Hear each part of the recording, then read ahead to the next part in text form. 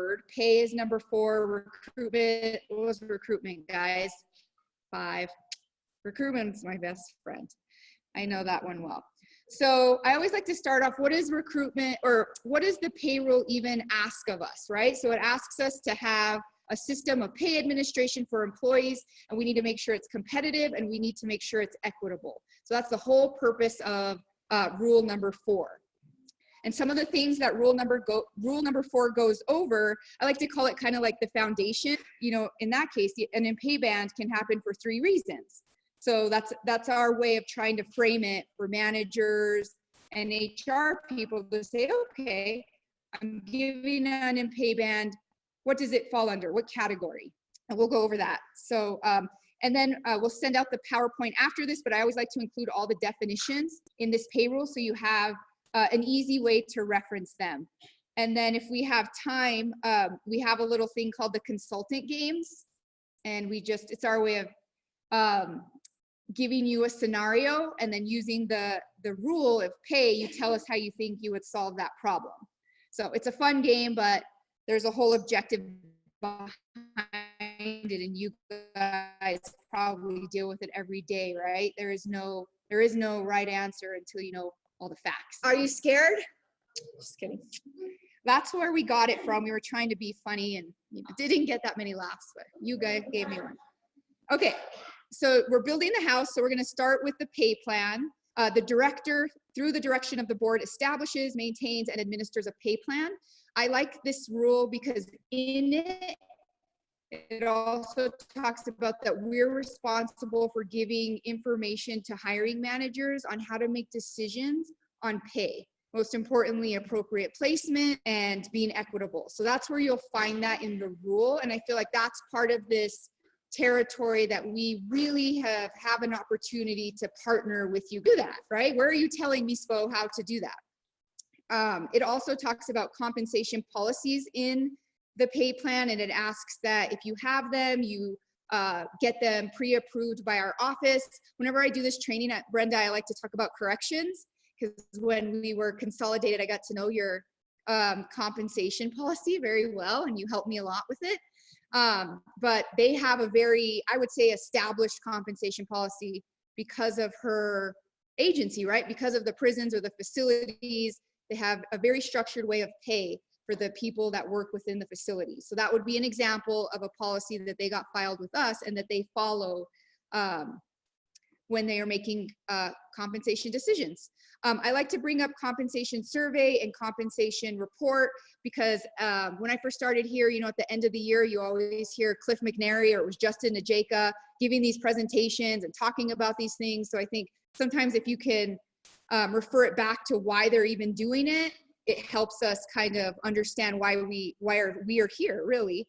And this, in the rule, the compensation survey starts talking about having to look at comparable states, private, public. They can go outside the region, the rule talks about, if they need to. And then they have to yearly give a compensation report where they include their findings on the actual survey. So they save those on our website under class and comp and reports, and they're really cool to look at. So I reference them a lot when I'm just looking to see how things have changed over time, or wanting to understand the workforce in general, how many people might be leaving, those types of things. So that's where that is. And then once we have the pay plan, then we assign pay bands.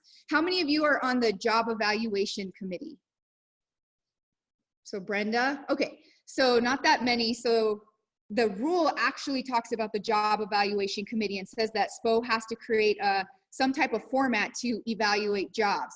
And so how we do that right now is we're using the HAY methodology, which is our way of measuring jobs. And so Brenda, if you're familiar with this, you're in a committee of 10, right? The rule says it has to be a committee of 10. And they're going over, let's just say you have a new job, right? Because new jobs don't have a pay band yet. So we just did the healthcare study. So that's a very relevant example. They had to go to this job evaluation committee, and they looked at how a job was described, and then they answered a series of questions about job size, accountability, problem solving, and then that allows them to assign it a point value, which is tied to an actual pay band. So I feel like that's really helpful to understand how that even gets to a 55 or a 65. That's how they do it. It's a total number of points. Those points have to go to the director, who reports them to the board, and that's how a job becomes a job, kind of like a bill becomes a bill. Did you see that in high school where it like tracks it? That's what it always makes me think of, because I'm like, oh, that's how that happened. We are responsible for training on the process. So if Brenda's a member, I know Lisa Fitting's a member, they had to go to our training, so they even would understand what to do. Because when I first was sat in on an evaluation committee, it's like a beautiful mind or something. It's like science or math, or I don't know, it was just strange to me. I was like, what, how are they doing this? So you have to be trained for sure in order to understand how to evaluate, give points, all that good stuff. I always like to talk about appeal because I think it's interesting in the rule. Let's just say you had a job that didn't exist and you described it and it got assigned a pay band. The rule talks about how you can, doesn't use the word appeal, but how you can revisit it if you feel like the assignment was not accurate. And it talks about the time frame. I think it says no more than once every 24 months. So if something were to happen, you have some type of recourse as an agency. So I always like to point those things out. But usually agencies are so involved in this process, it's not like a surprise when evaluation is completed. Okay, so assignment of alternative pay bands. So this section of the rule talks about that. The director recommends to the board. The reason why I said the snout, because if you ever hear Pam, that's how she describes it, right? So it basically gives you a little more leeway to compete. And alternative pay bands are given to compete for recruitment and retention. They're not given because the job size has grown. It has nothing to do with that. That's why when you go to alternative pay bands, you'll see two pay bands. You'll see the smaller one, and then you'll see the snout or the larger one. You need to know the smaller pay band exists because that's the true size of the job when they measure it. But we're giving more flexibility because we know that the market, the surrounding states, you'll never find somebody with that first pay band. So it gives you more room. It's good to know that those get approved by the board every year. At the end of the year, you'll see a presentation, and I feel like it's important for you to know that's where it comes from. You're gonna have to say that then December 6th, right? At the next board meeting. Yeah, that's it. I mean, yeah, maybe I could have gotten more of a profile of the pig. Do the snout. Okay. It's an actual snout. Yeah. I know. I'll put on a mask. Just kidding. Okay, so salary schedule. So basically we're just building, right? So we talked about the pay plan. Without that pay plan, we can't establish pay bands. And then of course you have your salary schedules. Another relevant point, we just expanded them 4%, right? So the board is allowed to do that with the director, and it's all based on market, competing, all that good stuff, so that agencies have the flexibility that they need in order to hire and retain employees. This part of the rule starts talking about min and max. So this is where you get the, you can't be under the minimum of a pay band. You can't be over the maximum of a pay band. So if you get managers that are like, why? I don't understand. You know what I mean? This is where that comes from. The rule also talks though that because we just did a salary adjustment, you're gonna have people that go over the max, right? Let's just say their pay cannot be affected if they're going over the max for this reason. If somebody falls below, which is more likely, right? Below the min, when you do an adjustment, the rule says you have to bring them up to min.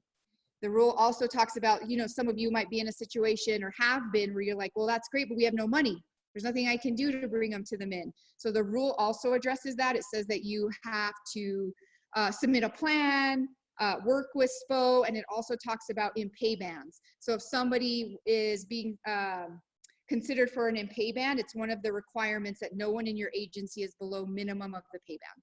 That's where that comes from. Okay. And I also like this section of the rules, salary schedules, because that's where it says placement is identified by a Compa Ratio. So sometimes when we're talking with managers or partnering, they might be like, well, I don't care. Do you know what I mean? Just help me. So it's good to understand where it comes from, and then more importantly, where it's referenced if you get questions. But when you place somebody, they're assigned that percentage, the Compa Ratio. Okay, so you guys are pretty familiar with these things. Now we're going to get into decoration or meat. We'll say potatoes for me, because I haven't had some bread. Okay, so Compa Ratio, we're going to talk about how we use it, our 3 proficiency zones, and then appropriate placement. I also added a slide on some of the frequently asked questions that we get on appropriate placement, especially from working with agencies when we were consolidated. So, and just learning how everybody does things.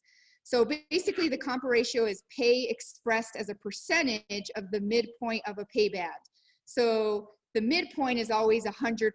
You're smack in the middle. And basically that's just saying you're a fully rounded employee, meaning that you have education and experience to allow you to function in that job with minimal training. So that's basically just a guide for you when we're placing people. You get it by dividing the hourly salary by the midpoint of the band. I've gotten like 3 questions where people think that we don't tell them that math. Oh, I thought that was funny. So I was like, oh, we'll put it there. It's also in the rule. It tells us at what level we're contributing and the classifications we're in. So it's like the easiest way to know if someone's higher in the pay band and their Compa Ratio percentage is higher, then that tells me how they're functioning within their job. Of course, none of this in our world is always black and white, right? So there's always scenarios where it doesn't always work out that way. But at least if you have this as your guideline and framework, we can use it when we're justifying and supporting actions. So Compa Ratio is really easy to start taking apart when you consider the minimum qualifications, right? So every single job has these established benchmarks that says you can't get hired unless you have A and B. So that's our framework. That's our starting point. So if somebody just meets the minimum qualifications, then that kind of gives you a guide. Okay, well, they need to be on this more shallow end, right? If somebody exceeds the minimum qualifications, then it starts, you can start moving them up in the pay band. I always like to say that, you know, with a caveat, it doesn't always work that way, right? I just signed an action where an employee had met the min quals exactly, right? And our first pushback would be like, well, you're trying to hire this employee at 115 Compa Ratio. He just meets the min quals. That makes no sense. But our world never is like that, right? The agency was able to say, no, the 6 years that this person has is directly related to this job and will immediately add value, and they will be able to function in this way because of this, that, and the other, right? So I don't want you to think, oh, they're not going to approve it if it's not black and white, but it's just good for you to understand when you do need to justify because it doesn't meet the black and white, how you do that, right? So we're not going back and forth and then ultimately the employee or your agency is suffering because you're waiting for an answer. I always like to bring up the full performance qualifications. On almost all of the classification descriptors, they have what we call full performance, and that's basically an easy guide for you because it describes what 100% looks like. It says full performance. If the min qual is high school in 2, more than likely they up it by 2 years every time. That the mid fully functioning would be high school in 4. So that's also a guide, especially when you're justifying actions and they are pretty black and white. That's a way to get in and out. You know what I mean? To be like, here it is, it's black and white. Okay, any questions on that? Okay. All right, so then we have our 3 proficiency zones, and basically same thing. It captures a section of the whole pay band that will be able to tell you how you're functioning. The principal zone is the highest level, and that means that you're maybe adding value to your organization. So if independent zone, it's good to think of as right in the middle, minimal to no training. And then of course your first zone is heavy training, right? somebody who needs a lot of support in order to move up. One thing to consider, sometimes you're not always going to have the flexibility to say, oh, I'll move you into the independent zone in 3 months, right? So you're going to have to know your type of job, what that person brings to the table, because the rule also talks about anticipated performance if you know it. So then you might be able to say, I get that this person just meets it, but given all this support and this information, we're going to target initial pay in the independent zone because of all this, right? So those are all things that you should be able to have to justify things that don't work out perfectly. And then this just gives you the definitions that I just went over. I like the ninja. Okay, so now to me, it's like the real world, right? Making that connection. So when we say it out loud and we're like, oh, this is the way it works, and here's the min quals, and let's go, right? This should be easy. Then we have to actually look at all these other considerations. Some of the other things we have to look at is budget. That's most important, right? Because even if you think someone should be paid at a certain rate, you might not have the money for it. So the appropriate placement, actual rule I included there includes all those things. It's including education, experience, any type of training or certification, pay equity, and like I just mentioned, employee performance or anticipated performance when it's known. Those are all things you have to consider when making decisions about pay. The one that we get asked most frequently, or the ones I see we go back and forth is internal pay equity. And so we were able to see, just because we had the advantage of having to service several agencies at once, how every agency did it, right? And agencies just did it differently, and it wasn't good or bad. To me, it was more like, we're missing an opportunity, we meaning SPO, to help people do things all the same, right? We could have, that to me is a better use of our time to at least get common playing ground. So that's the one we get asked the most. So I included the internal alignment definition, but it's basically how we are trying to be equitable when we're paying and looking at like classifications, similar units, all that good stuff. That's of course black and white. You guys are our best allies because you know your agency, right? Sometimes multiple people in multiple units do the exact same thing. Sometimes, like in corrections case, they might only have one of that classification at the Springer prison, right? But they also have a like size prison that also has one of those classifications, and they like to make sure they're equitable with their facilities.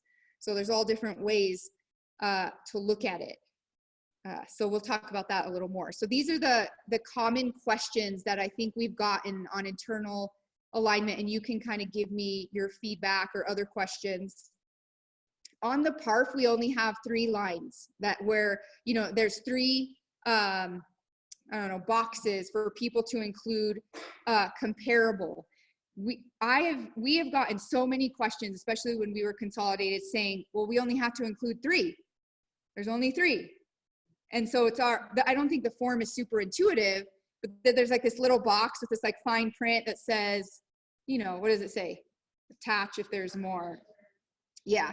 So when you'll see in the next couple of weeks, when we show you the revised PARF, we're doing away with that section to avoid confusion, and we're trying to give more information on what we're looking for so that we're not confusing agencies and they think they only need 3. Sometimes you might have 0, many times, right? If there's no one to compare to.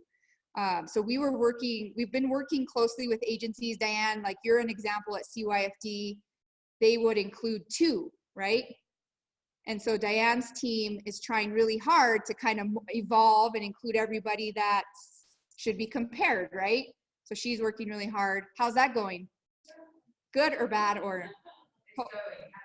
Well, I see on your comp forms, like when you can, so it's just baby steps, right? Because we can't just expect like turn on a light, oh, we're gonna change everything that we've been doing for 20 years. And then what does that do? If you've been basing pay on all these, on this old, or not an old, but a different methodology. So, okay, is all experience related? So we see that sometimes.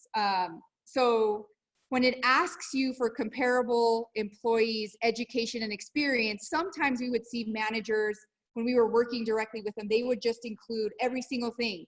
every single job they had, right? And so obviously you guys know, no, we only include related or directly related experience. And those things aren't the same. I might have 6 years of directly related experience and you might have 10 years of related experience and I get paid more, right? Because you're able to justify why my 6 is making me function at a certain area because of what those years are in, as opposed to generic experience. That's where it gets gray. That's why you have, you know, HR as a discipline, right? Or a profession, because that's where you help hiring managers kind of decipher. I really like environments. So like Stephanie Sloman, when they submit their comp actions, like they go into it, like you're in it to win it. Like, so they describe why they're making a decision on salary. And many times they're considering directly related experience as opposed to just generic, and they have their managers decipher, and then that's how they come up with their decision. So that's very helpful for them if that information gets pulled.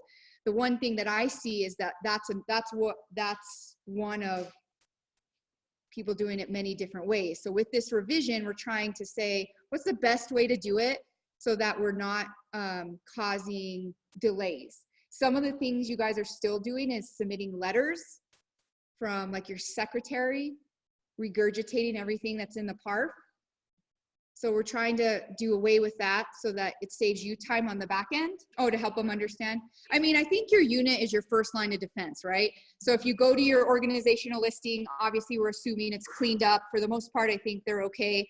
You would know if they're not, right? And then you're able to say, no, this person's not a comparable. They're actually being moved to this unit, you know, next week or whatever. That's your first line of defense, to be like, okay, do I see if it's a financial specialist? Do I see any other financial specialists right here? And then you always have to keep your eye on the bigger prize if you know your agency. Do I know that there's other people doing the exact same work? Are we being equitable across the board for these types of jobs? But that's really your first line of defense. Even though you might have, I just had one, an pay band for someone, forget the classification.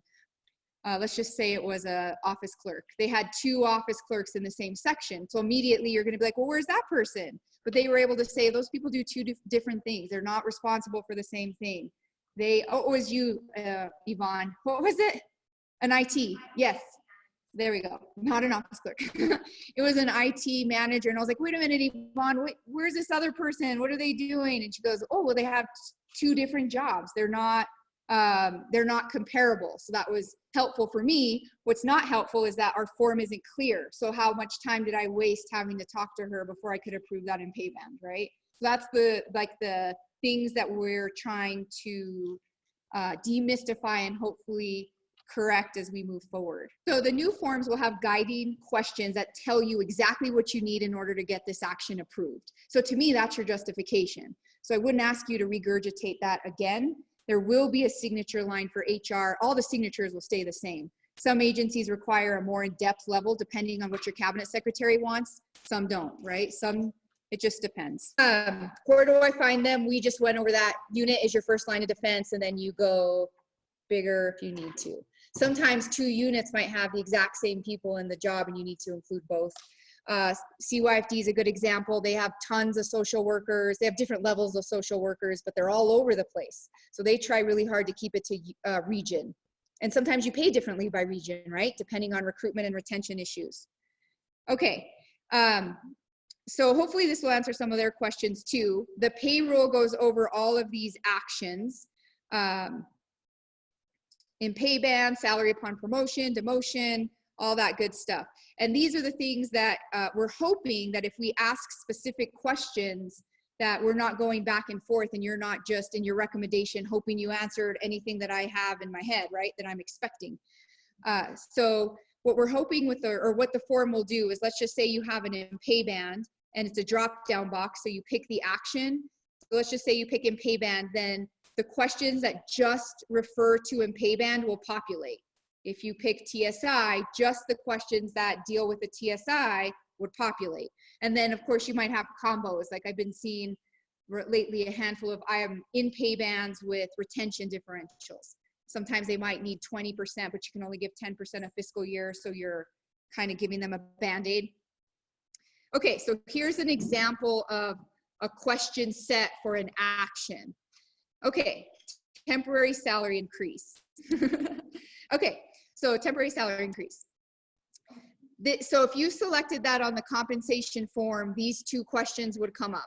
List the duties that are characteristic of a job requiring greater responsibility, accountability. Basically, it's quoting the rule. Okay, so her question was about Compa Ratio and if we're gonna provide like a uniform way of calculating it. Oh yeah, are you talking about Department of Health or their spreadsheet? Or are you just talking about the percentage in general? The Department of Health? We have that. It's funny that you bring that up because when we met with our pilot group, we got resources that other agencies are using to make their lives a lot easier, especially in a digital way, to document candidates' experience in education and then keep tracking it as it moves on. So you have one database, if you will. So yeah, we're going to be sharing that information with the group when we roll out the new form. Yes. Okay, so if you selected a temporary salary increase, these two questions would come up. The second question is document how the employee's qualifications relate to the additional duties being performed. So pretty simple. Some of the things we miss for TSI is that's just it. You basically have to be doing a higher level job. You don't have to be doing all the duties. You have to be doing some of the duties, right? If you were doing all of the duties, that'd be a different action.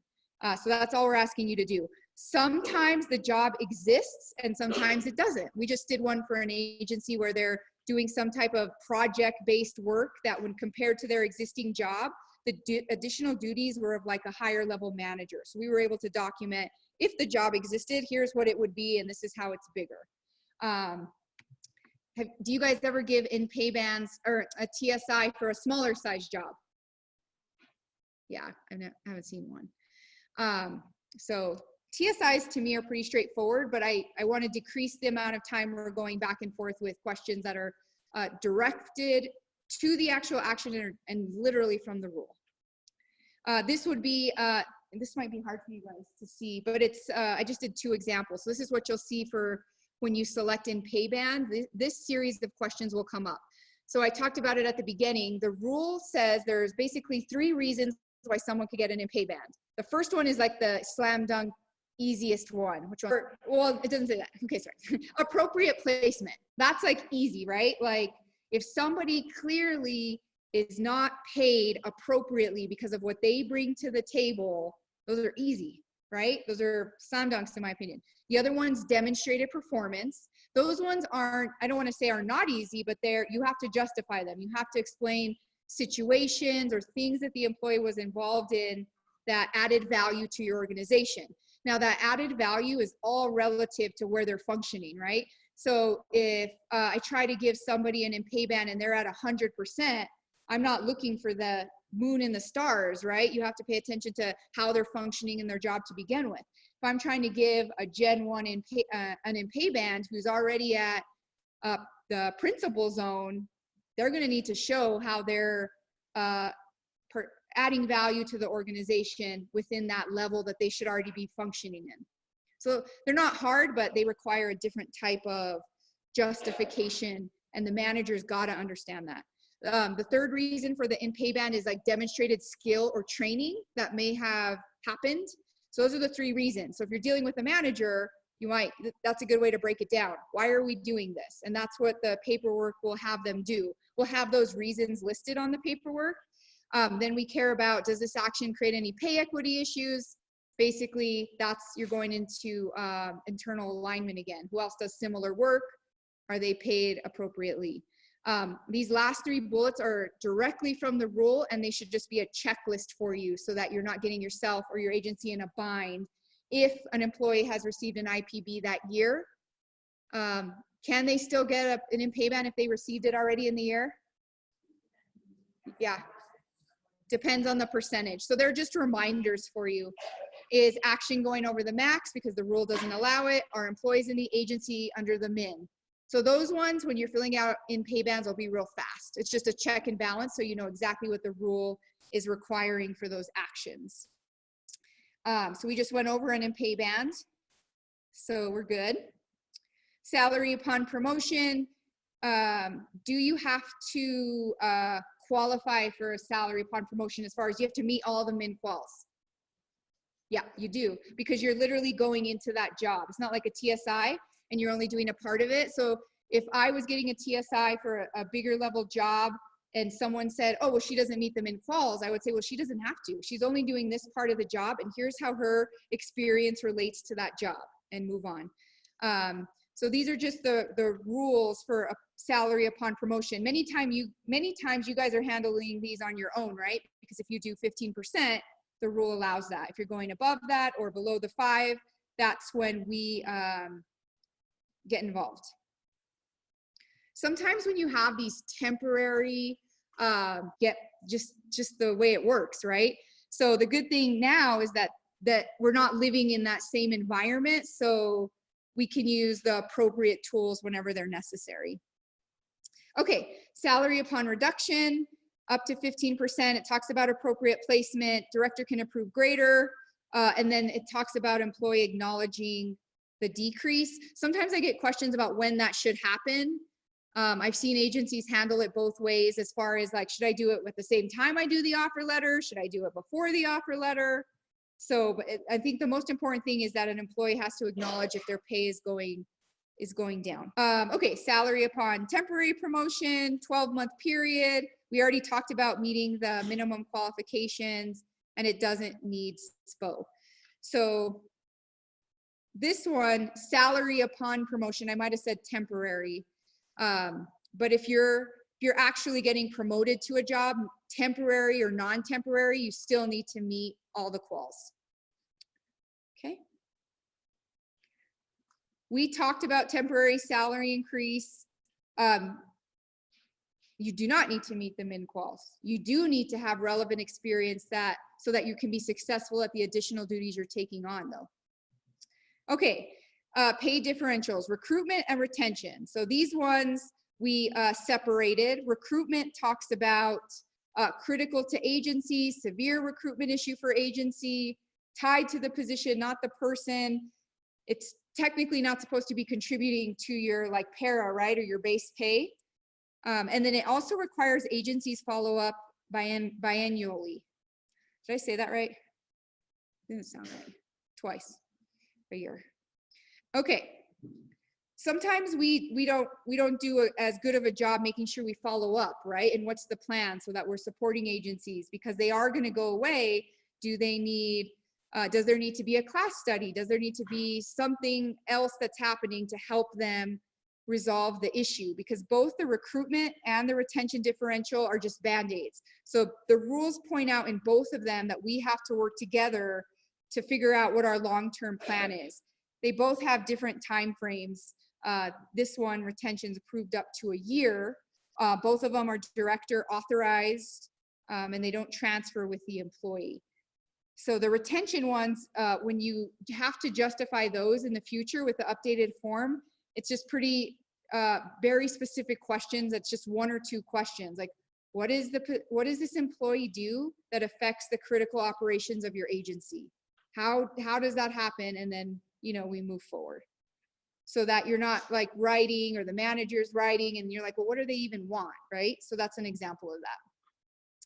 The rest of the rule talks about overtime, callback, on call. We talked about that at the beginning. I'm not going to go over that too much. unless Leanne, you're kind of the guru in that. Do you want to give us a 411? Because I'd probably give you the wrong 11. Okay. Yeah, but they're good. But people refer to those rules a lot, right? Especially like Brenda, like 24-hour facilities, like those are important things, shift differential, all that good stuff. There's the components of the cash money, the the cost savings incentive award. I thought it was cool, like employees actually get money. Like if you can show how they saved the agency money. I've only seen it approved once. It does say SPO and DFA issue guidelines, but I always like to call it out because I think that's cool. Okay, and these are all of our definitions that are in the actual pay rule. So I think it's easy to have them in one area once we send you this PowerPoint, so you can just reference them, make notes to them. Okay, so since we have a little bit of time, and I'm sure you want to get home, right, because of the cold weather, let's just play a couple of the consultant games. Who's excited? Yay. Okay, I'll do the second one. So an agency has a staff manager who applied for a non-manager job that's a lower pay band, do they have to lose money? Sometimes you see that. Sometimes people will apply for jobs because maybe they want less responsibility or, you know, something different. An agency called to ask if they can have both a temporary retention and a recruitment differential for the same position. Can they do it? I'm looking at Brenda. Yes, you guys have actually had that, right? It's pretty cool. So you had a scenario where you had two different issues for the same position. Okay. All right, so an agency is requesting to promote an employee into the principal zone, but you note that the employee just meets the minimum qualifications. What should you do? Okay, an agency is requesting to promote an employee into the principal zone, but you note that the employee just meets the minimum qualifications. Sometimes, I mean, depending, if you had some really specialized experience, then you might be able to justify it. Okay, ready for, let's do two more. So an agency is requesting to temporarily promote an employee, but you just noted that they don't meet the minimum qualifications. What should you do? What would you recommend? Okay, let's do one more. You could give another pay tool like a temporary salary increase where you don't have to meet the min quals, but remember, if you did that avenue, they couldn't be doing the whole job. They have to do a piece of the job that's related to what they have experience in. It makes sense. If an agency wants to pay a candidate appropriately based on their education and experience, you note that two other people doing the same job are paid lower with similar experience. What should you recommend? Yep. You guys are good at the consultant games. So there's more if you wanted to take them home and ask your family. Say, here's what I do all day, dear. Just kidding. Okay, so what is your guys' feedback based on like the direction we're going? So any type of feedback's good to us, even if it's not, even if you think we don't want to hear it, it'll help us get to like where we need to be with you guys. So, I mean, I've seen HR handle that different ways. I have seen sometimes they submit it without a signature, but the key, hopefully we'll see if this works, right, is if I'm telling you, here are the 4 things you need or the 3 things you need for this thing to get approved, and you have to tell us how this applies. And if they don't, then why not, you shouldn't even submit it. Like I would have that conversation with the managers. They redid this form based on their rules. It's gonna get approved if it meets A, B, and C. So if you don't have those things, you can't submit it. That's how I would approach that. And then we want to even take it a step further. Like if this starts working, how do we rethink about how we do work?